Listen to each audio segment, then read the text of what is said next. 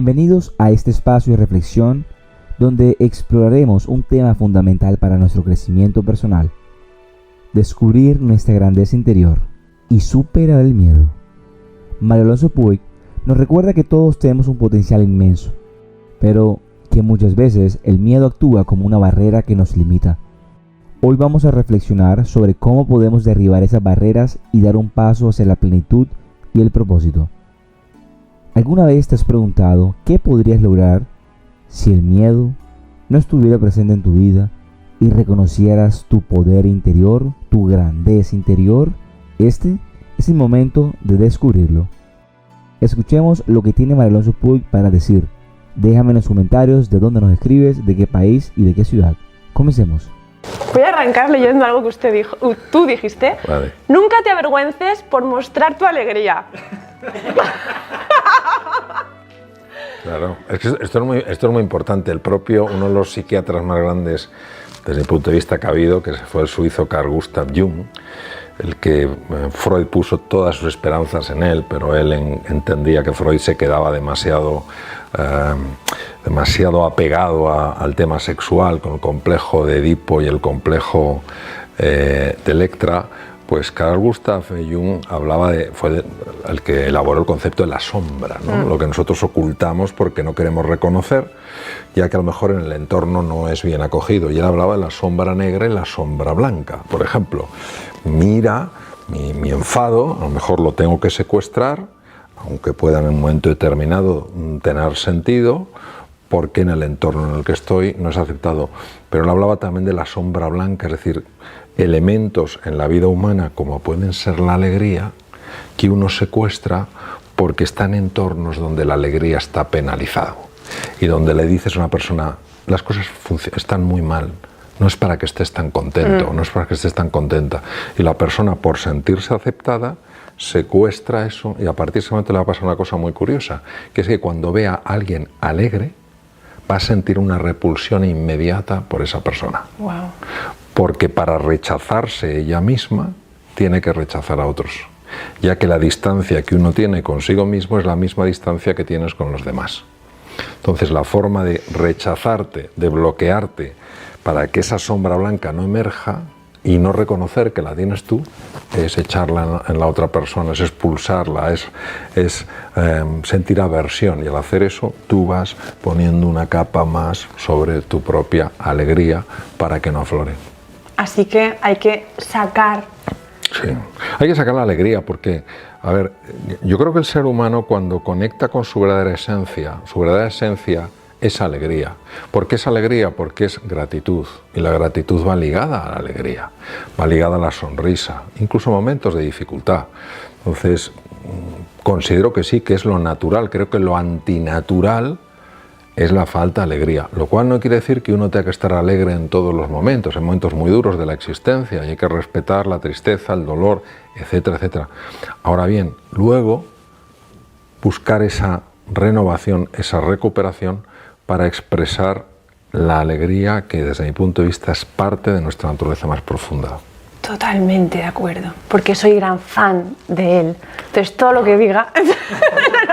¡Qué responsabilidad, Dios mío! Mido 1,90 y soy más guapo que Brad Pitt. ¡Hala! Hay que decir que sí, lo siento. Mario Alonso Puig, si queréis lo presento un poquito, pero todo el mundo lo conoce. Él sigue siendo médico, sí, cirujano del sistema digestivo, general digestivo.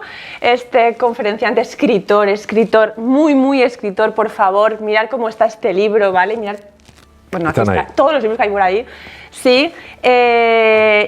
Y me encanta la trayectoria como que has hecho en tu vida, como que has pasado de alguna manera, ¿vale? Así como del hacer, ¿no? Desde el bisturí, te diré, ¿no? Del hacer a la palabra escrita y hablada y al silencio un poco, ¿no? A la meditación, al mindfulness, porque hablas mucho ahora del mindfulness. ¿Podrías hablarnos un poquito? Pero te invitaría a que lo hagas porque ahora se ha puesto mucho de moda estar en contra del mindfulness, como que es una moda de empresarios, empieza a haber artículos mucho de esto. Sí. ¿Qué opinas? Vamos a ver. Otro aspecto importante a resaltar es el poder de la conexión con nuestro interior, el poder del ser, la alegría, especialmente a través de herramientas como el mindfulness y la meditación. Estas prácticas nos ayudan a estabilizar nuestra mente y a vivir en el presente. Te invito a hacerte esta pregunta. ¿Cuándo fue la última vez que te diste un momento para escucharte a ti mismo? En el ritmo acelerado de la vida, olvidamos detenernos, respirar y reconectar con lo que realmente somos. Reflexiona. ¿Estoy viviendo desde mi ser auténtico o estoy atrapado en el hacer constante? Darte un momento de silencio puede ser la clave para desbloquear tu grandeza. Yo creo que el camino de la madurez que todo ser humano recorre le lleva del hacer al ser.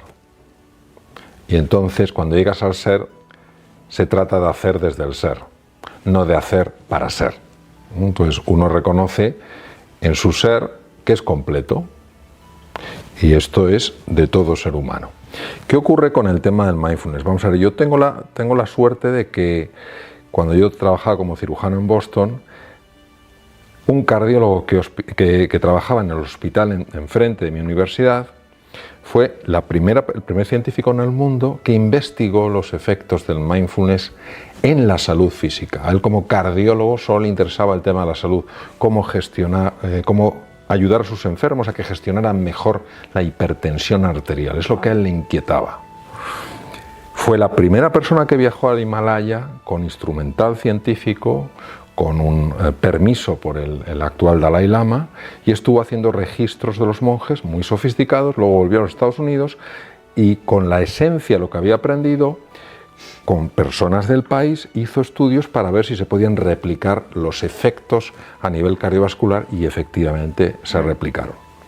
Luego otra serie de investigadores con tremenda valor, como John Kabat-Zinn, un PhD en microbiología por el Instituto Tecnológico de Massachusetts, también él vio que tenían efecto estas cosas en los temas físicos. Y son los dos pioneros a nivel mundial en cuanto a científicos en lo que se refiere a la investigación del mindfulness en la dimensión física. Luego, cuando el doctor Herbert Benson, el cardiólogo, revisaba a sus enfermos, algunos enfermos le decían algo muy curioso: doctor Benson, no solo es que estamos mejor físicamente, es que notamos que somos mucho más creativos en nuestra vida. Y esto nos sorprende. Entonces él empezó a tomar un interés en la neurociencia. Luego, una serie de grandes científicos, algunos han sido maestros míos, empezaron a investigar desde un punto de vista exclusivamente neurocientífico qué pasaba en el cerebro cuando uno entraba en estas prácticas llamadas del mindfulness. ¿Qué es lo que está ocurriendo en el mindfulness? Primero hay que explicar muy brevemente, de forma muy sencilla, qué es el mindfulness. El mindfulness es la expresión inglesa de dos conceptos que vienen del budismo, que son shamatha y vipassana. ¿Qué quiere decir shamatha y vipassana? Shamatha, voy a poner una metáfora porque a veces el lenguaje literal se queda corto. Si yo un día por la noche, cielo totalmente, no hay estrellas, pero tampoco hay nubes, es decir, es que ha salido como mucho la estrella polar, enfoco con un telescopio hacia el cielo. Obviamente ese telescopio no puede ser operativo si se está moviendo. Shamatha es la capacidad de estabilizar el telescopio para que no esté agitado. Vipassana es la capacidad de observar a través del telescopio una vez que se ha estabilizado para poder ver lo que no ves con el ojo, con el simple ojo. Entonces, el mindfulness lo que hace es equilibrar una desviación que tiene la mente a la que hacen referencia. En el Bhagavad Gita, hace 3.500 años, es un relato épico, el dios Krishna, que es el auriga del carro de combate de Arjuna, ya le explica a Arjuna, en una batalla que va a tener con sus primos hermanos, que esa batalla, porque claro, Arjuna no entiende cómo va a combatir con sus propios familiares.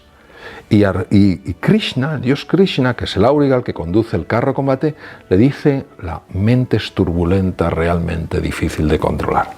Lao Tzu, en el año 2500, hace 2500 años, Lao Tzu, creador de un libro espectacular que se llama el Tao Te Ching, dice que la mente está alterada porque está siempre en el pasado o en el futuro, y cuando vivimos en el pasado vivimos en la depresión, cuando vivimos en el futuro vivimos en la angustia. Buda, hace 2500 años, que es un contemporáneo de Lao Tzu, dice que lo que hay que hacer es arreglar la desviación de la mente. ¿Qué ocurre? Que cuando esto se ha traído a Occidente, lo primero que se ha visto es que ese equilibrar la mente produce inmediatamente un impacto a nivel físico, que se puede registrar. Pero es que lo segundo que ha mostrado es que aumenta la eficiencia. ¿Por qué aumenta la eficiencia? Aumenta la eficiencia porque cambian los circuitos neuronales que están activos. ¿Qué ha ocurrido en las empresas? A muchas empresas no les importa el tema de la salud, pero sí les importa el tema de que su gente tome mejores decisiones, que esté más atenta, que analice mejor las situaciones, que aprenda más deprisa porque hay que aprender cosas nuevas. Y como cambia el circuito de lo que se llama la red neuronal por defecto a la red ejecutiva central, han empezado a ver un aumento de la eficiencia en la gente. ¿Qué es lo que ha hecho esto? Pues lo que ha hecho es muy fácil. En los hospitales, el doctor Benson empezó en la Universidad de Harvard, Stanford, Berkeley, hospitales como el MD Anderson Cancer Center de Houston, la institución número 1 del mundo en tratamiento del cáncer. Lo aplican, lo enseñan por un tema de salud. Instituciones en Silicon Valley que necesitan gente eficiente, gente que gestione bien la presión, etcétera, lo aplican. ¿Qué es lo que está pasando? Pues está pasando un poco lo mismo que los másters y el coaching. Que claro, que tiras una piedra y aparece un máster, aparece un coach. Entonces, ¿qué es lo que ocurre?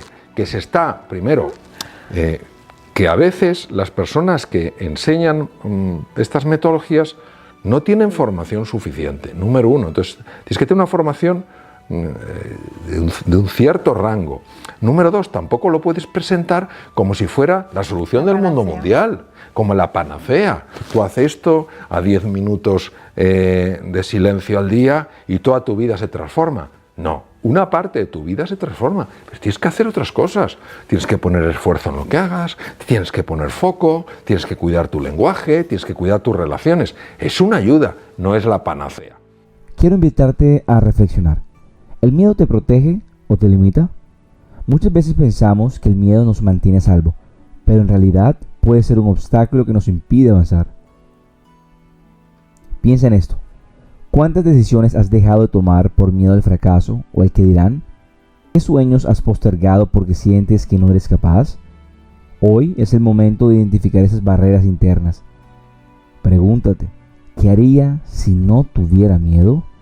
¿Qué pasos tomaría hacia mi verdadero propósito? La manera en la que se transmite, la manera en la que se comunica, y ahí es donde yo creo que se falla. Por favor, ¿podrías explicar un poquito la apatía? Porque yo creo que es un tema... Sí, la apatía es un tema que me pidieron cuando participé en la Ciudad de las Ideas en México, que es uno de los eventos más impresionantes en los que he estado y donde además tuve la suerte de compartir escenario con un queridísimo amigo como Eduard Punset, ¿no? Y recuerdo, le pidieron que hablara del desamor y a mí de la apatía. La apatía es la inercia que el ser humano muestra, que el ser humano expresa como justificación para no tomar la acción que necesita. Es decir, es algo que uno se genera para no moverse, porque el moverse le genera demasiado miedo como para hacerlo. Es decir, no consideremos que la apatía es sencillamente la inercia y tal, no es que el cuerpo, no. Casi todos son procesos mentales. Y además tú decías que a veces es aprendida esa apatía. No, por supuesto, lo mismo que impotencia es aprendida, lo mismo que la desesperanza es aprendida. Es alucinante la cantidad de cosas que se aprenden y que luego uno integra como si fueran suyos estructuralmente y uno dice, yo soy así. Me acuerdo una vez en mi consulta, cuando yo ejercía la clínica, que vino un chico bastante joven y vino así como muy nervioso, ¿no? Un adolescente, y le digo, siéntate, ¿qué te pasa? Y dice, no, en realidad no me pasa nada, bueno, tengo alguna molestia en el estómago, pero es normal. El tío no paraba de hablar, pero es normal porque soy muy nervioso, todos somos muy nerviosos, en mi casa mi madre siempre ha dicho que somos muy nerviosos. Le dije, alto, me toca a mí. Digo, una cosa es que tengas nervios y otra cosa es que seas nervioso. Porque si yo tengo nervios lo puedo cambiar, si tengo una fealdad en la oreja me puedo operar de la oreja, pero si yo soy feo no puedo hacer nada, ¿me explico? No puedo hacer nada. Entonces el problema muchas veces es que esos momentos de sensación de impotencia, incapacidad, desesperanza se convierten en yo soy incapaz y siempre lo seré. Y al utilizar un verbo ontológico, la ontología es la ciencia del ser, es parte de la metafísica, al utilizar un verbo ontológico como es ser, tú estructuralmente te defines así. ¿Cómo lo voy a cambiar? Si es quien soy. Pues no es verdad, no es quien eres. Es quien te crees que eres, pero como no vivimos al nivel que somos, sino al nivel que creemos que somos, ese es el drama. Ese es el drama. Hablando del ser, y antes que has nombrado a Jung, el alma, ¿qué opinas? ¿Qué pasa con el alma? Para mí es indiscutible que el alma es una realidad en el ser humano. Para mí hay tres realidades en el ser humano, que son el cuerpo físico, la parte material, el alma, la parte espiritual, y el puente entre cuerpo y alma, que es la mente. Es decir, la dimensión, y fuera de temas religiosos, la dimensión sutil, la dimensión energética, la dimensión más profunda, más sabia, más creativa, es la dimensión espiritual. En el ser humano, esa dimensión espiritual, al integrarse en el campo físico, necesita algo de una naturaleza única que pueda integrar lo sutil con lo grosero, lo que se dice las frecuencias no hercianas con las frecuencias hercianas. Y eso es la mente. Por eso la mente tiene tanto poder, porque conecta con el cuerpo y toca la energía del alma. Entonces, para mí, el alma es eso, es nuestra verdadera realidad, nuestra dimensión. Cuando hablo de alma, hablo de consciencia, es decir, de capacidad de darte cuenta, de capacidad de ver, hablo de capacidad de crear. Lo que pasa es que, desde mi punto de vista, nuestra alma está fundamentalmente dormida y ha de pasar, por distintas razones, por esta experiencia física para despertar y reconocerse en su verdadera dimensión. Y su reconocimiento en su verdadera dimensión es el reconocimiento de que el alma, la consciencia, es solo dos cosas: sabiduría y amor. Por eso grandes seres humanos, como puede ser Jesús, decía, se os examinará en el amor. Pero claro, cuando hablamos de amor no estamos hablando de un sentimiento, porque claro, a mí si me examinan por mi amor a mi mujer o a mis hijos, voy a sacar muy buena nota. No, a mí se me va a examinar en el agapé. ¿Qué es el agapé? No es ni eros, el amor a mi pareja, ni es filia, el amor a mis amigos o a mis hijos. Es un amor que no es sentimiento, es una elección. Es decir, es tratar a un ser humano, aunque no sientas cariño, como si lo sintieras. Es la forma más elevada. En eso se me va a examinar. ¿Qué pasa? Que solamente cuando uno va avanzando en la vida y va viendo, pues, los condicionamientos mentales, los sufrimientos por los que pasan los seres humanos, uno es capaz de conocer, comprender y perdonar. Y en ese punto creo que es el viaje del alma. Por eso para mí una persona que está madurando es una persona cuya alma está creciendo. Y de hecho, desde mi perspectiva siempre, porque es un campo obviamente muy personal, cuando la vida nos manda cosas que no nos gusta y que todos, yo el primero, a ser posible, rechazamos, nos la manda, o nos lo manda, no para fastidiarnos, sino porque aunque nosotros no lo queremos, nuestra alma lo necesita para crecer. Para cerrar, recuerda que el miedo no define quién eres, solo es una emoción que podemos transformar en un impulso hacia el crecimiento. María Alonso Puig nos enseña que detrás de cada miedo hay una oportunidad para descubrir nuestra verdadera esencia y nuestro potencial ilimitado. Te invito a que reflexiones sobre lo que has escuchado hoy y tomes una decisión. Deja de huir del miedo y comienza a enfrentarlo con valentía. Solo así podrás descubrir la grandeza que ya vive dentro de ti. ¿Estás listo para dar ese paso? El momento de empezar es ahora.